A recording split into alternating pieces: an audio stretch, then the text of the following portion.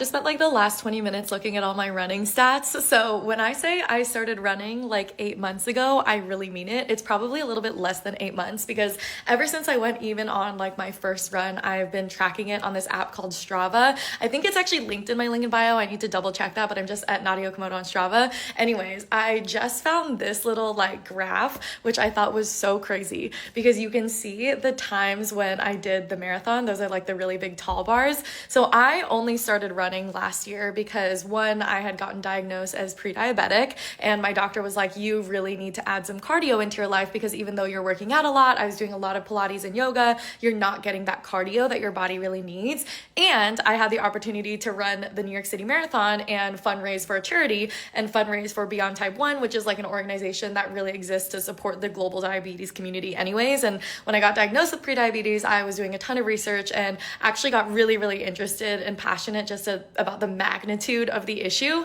And so I took on the opportunity and was like, okay, I have less than 10 months to train, but I'm really going to like put my head down and I'm going to train for this marathon. That was the November New York City Marathon. You can see here, I trained like 1 week in September. Then I kind of forgot about it and was like, you know what, it's going to be fine. I'm just going to be doing strengthening. And then basically the month before the New York City Marathon, I was like, okay, shit, I actually need to go on some runs. And so that's what you'll see, these little spikes.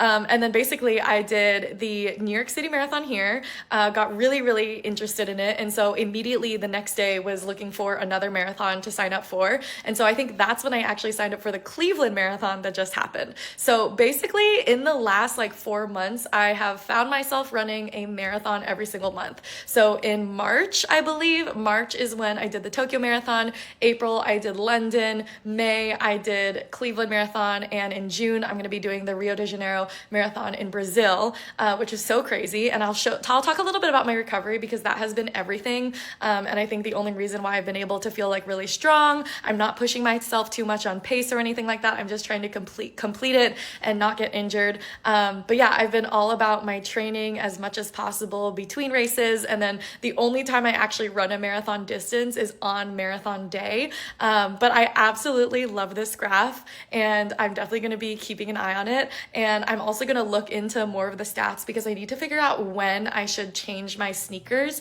because I've heard that you're supposed to change your sneakers every like 300 miles.